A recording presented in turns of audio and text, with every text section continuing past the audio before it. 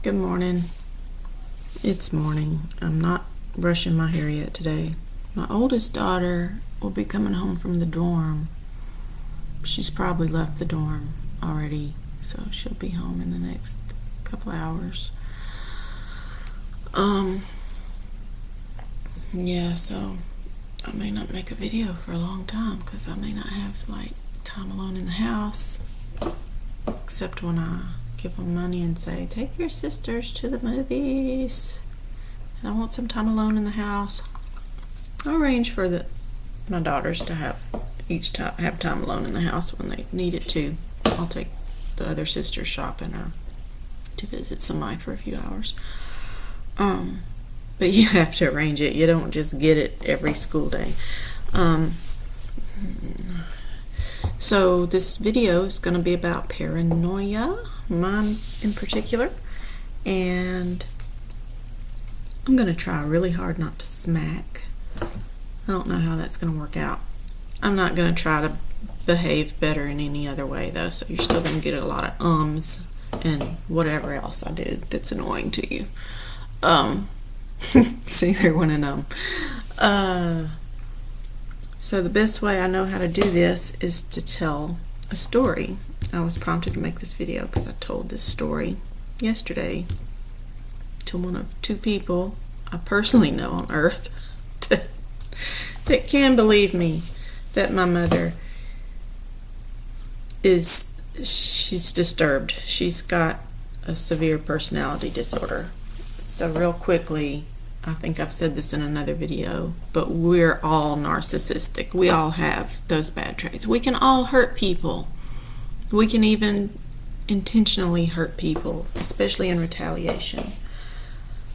But a narcissist, the personality disordered, is different in that they need to hurt people. They need to see people suffer.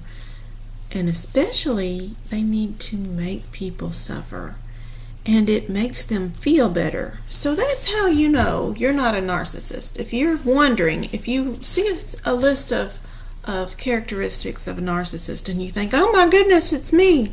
Well, ask yourself, when you cause someone to suffer, when you hurt their feelings, or in any other way, cause them misery, do you feel good about it? Does it give you a boost?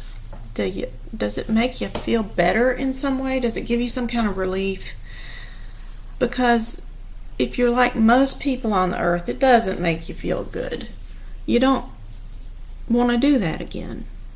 But with the personality disordered narcissist, they're addicted to it and they need it. Or at least I think it's the lie they've bought into. They've given themselves over. I won't get into that in this video. Oh gosh, there's no pause button on this. I had to go to the old site.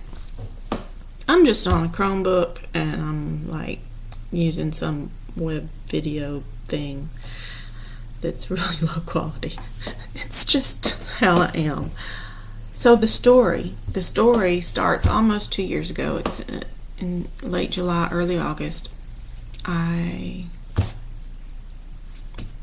saw this man I was dating for the last time on a Thursday night, and that was because he tried to threaten me, or tried to make me feel threatened. He threatened me. I think it was very veiled in that if you repeat what he says, it's not damning itself in what he says, it's how they say it. If somebody says, gee, I wouldn't want anything bad to happen to your family, that would be terrible.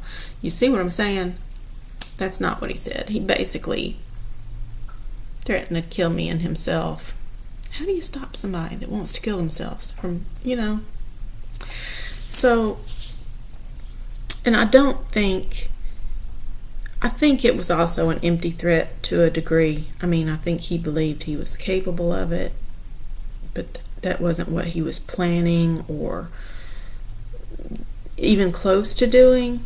I don't think it was a real threat in that sense, but I think he really did intend for me to feel threatened. And that in itself, that he would want me to feel that way, made me pretty sick.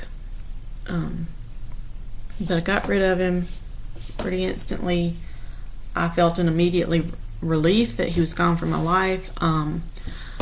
The scales fell from my eyes immediately. I saw the deep pit of hell that he was working from, and I also saw that these similarities between him and my mother were because, related to that deep pit of hell, for lack of a better word. I'm still not getting around to the story, am I? So anyway, I'm afraid for the next several nights somewhat, but I'm also very strong. I've got this very heightened awareness. I'm on, in a way, I'm on top of the world. It's like I've got some great drug that I'm sure they have not invented this yet, and I'm just like so super aware and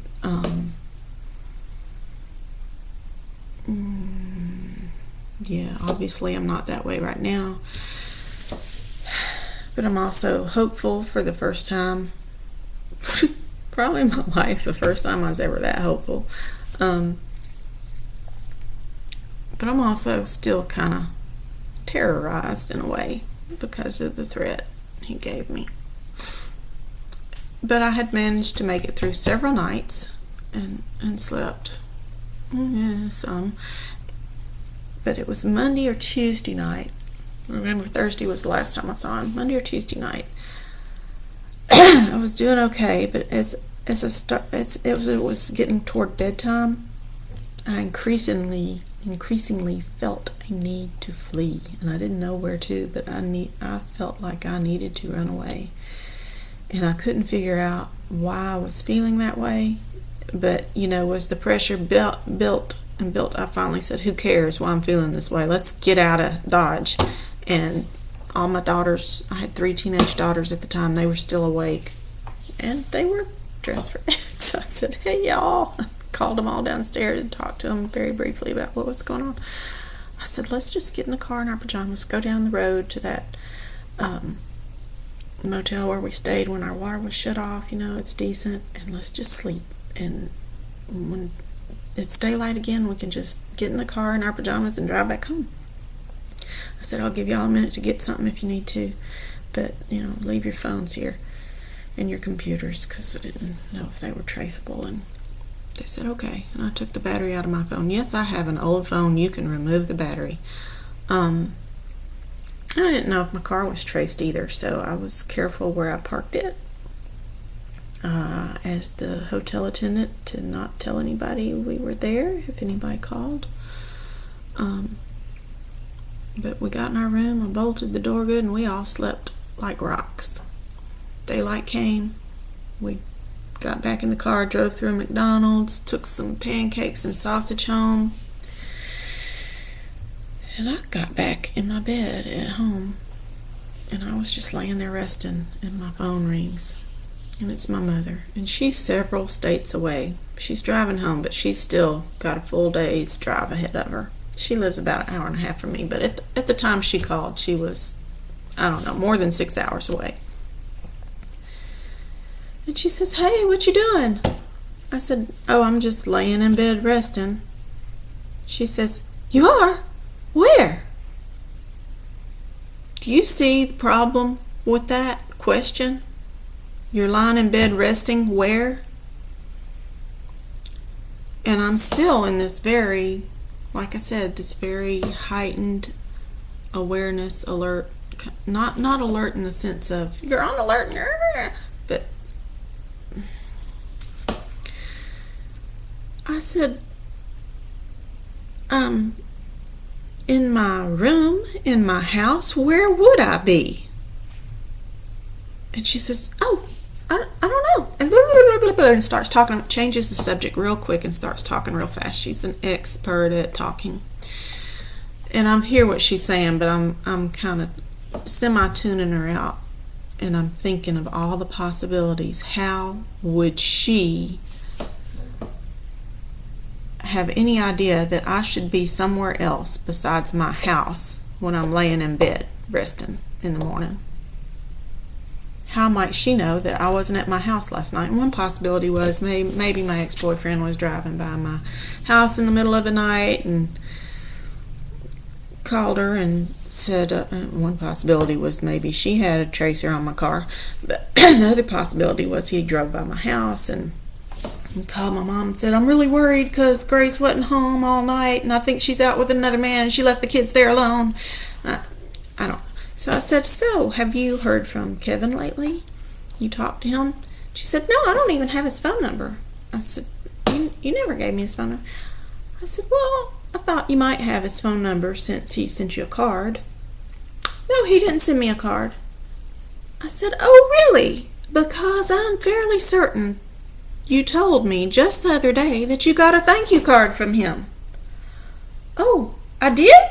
Oh, I don't know where my mind is. I don't remember. I just can't think, Grace. I'm just under such stress. I'm so tired. She'd been with some grandkids, not mine, but some other ones. And I said, yeah, I understand. I think you're right. I said, well, maybe when you get home, and get some rest, you might see the card and you'll remember. And she said, yeah, that. But anyway, she still talked for a while longer. Now, let me tell you, in the past, if she'd said, no, I didn't get a card from him, I wouldn't have said, oh, really? I would have said, you didn't? I thought, did I dream that? I thought you told me. I wouldn't have been so sure myself. But anyway, this really disturbed me, and it still does, that she shouldn't have known that I might not be home that morning. So that makes me paranoid. That's not the only thing that makes me paranoid, but when I was talking to one of her flying monkeys months later, maybe a year ago, now most people speak in negative terms of their flying monkeys. I love my flying monkeys. They're all so nice. They kind of feel sorry for me because they know my mother's crazy. They just don't know she's disturbed and sick. But they know she's kind of crazy and weird and annoying. So when she gets other people to call me and stuff, they're really nice to me. So I like it. So I was trying to explain to one of them. I said, let me tell you this happened. And I told her the story of I was at a motel one night and I didn't tell anybody. And the next morning I got a phone call. Now I didn't tell her it was my mother that gave me the phone call. So I just said, someone called me and asked me what I was doing. And when I said I was laying in bed resting, they said, you are? Where? I said, now would that kind of give you pause if somebody did that? She said, yeah, that's strange. Why do you think? And I said, I don't know. But later, when I told her it was my mother that said that, she just couldn't. She did believe my mother did that, but she still couldn't believe that there was reason for me to stay away from my mother. And she was grasping for some explanation. But I said, but you see that you did find that gave you pause, She said, yeah, I don't know what to think of that. So this is just one story. I have to do this constant balancing act between protecting myself from these real crazy, evil things in life. And I guess we all do, really. And, being sensibly protective. And on the other hand, not being afraid of every single thing and not obsessing and becoming totally paranoid. But I think I have a bigger job than a lot of people. Not a bigger job than everybody, but it's an extra burden and it's an extra stress on me. And it's an extra challenge to not become totally paranoid.